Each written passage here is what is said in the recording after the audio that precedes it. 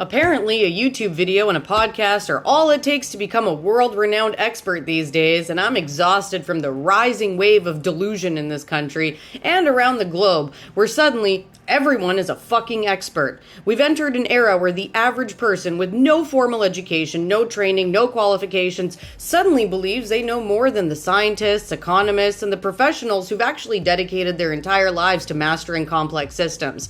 And it's not just annoying at this point, it's truly dangerous to our society. You guys remember COVID? You know, the giant global pandemic, the biological crisis that swept the planet? Well, suddenly people who have never even passed high school biology were diagnosing, prescribing, and preaching as if they held medical degrees. They scoffed at virologists, mocked epidemiologists, and traded decades of expertise for a 12-minute conspiracy video and a Joe Rogan clip. Then came the armchair economists, right? People who have never opened a macroeconomics textbook in their life. They're now throwing around terms like inflation and GDP and interest rates like they're running the IMF. They've never even studied fiscal policy. They never learned how debt to GDP ratios function in national economies, but they're absolutely convinced that they cracked the code because they watched a podcast hosted by a guy who once sold supplements and now invests in crypto. And don't even get me started on the climate experts, people who can't tell you the difference between carbon dioxide and carbon monoxide.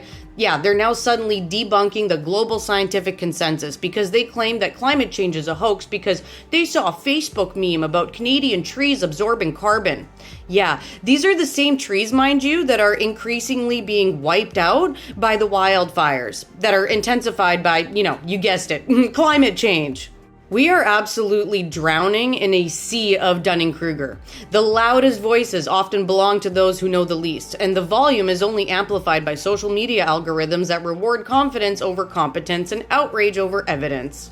And when you dare challenge them, they don't ask questions, they don't open a book, they explode, they get defensive, they throw tantrums, they hurl insults, they act like victims, and then in some cases they even get violent.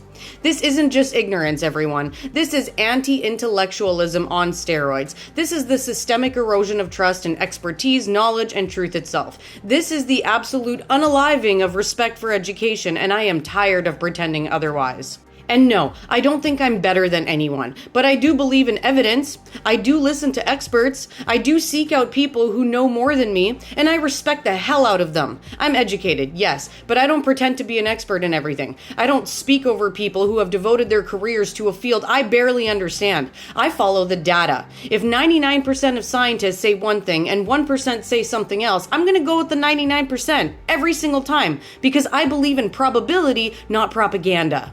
But way too many people today do the exact opposite. They find the one dissenting voice, often funded by, big oil companies, big pharma, far-right billionaires, and then they cling on to it like gospel because it confirms what they want to believe, not what's true. We are living through a crisis of arrogance and ignorance, which is a lethal combination. And the most dangerous person in society is not the person who lacks education, it's the person who lacks education and believes they're an expert anyway. And I am so done sugarcoating this. You don't get to invalidate science because you don't like what it says. You don't get to rewrite economic theory because it makes you uncomfortable. And you sure as hell don't get to insult, threaten, or silence those who've worked their entire lives to bring truth into a world flooded with bullshit. We're standing on the edge of a cliff, politically, environmentally, socially, and these are the people that are steering us off the edge of the cliff.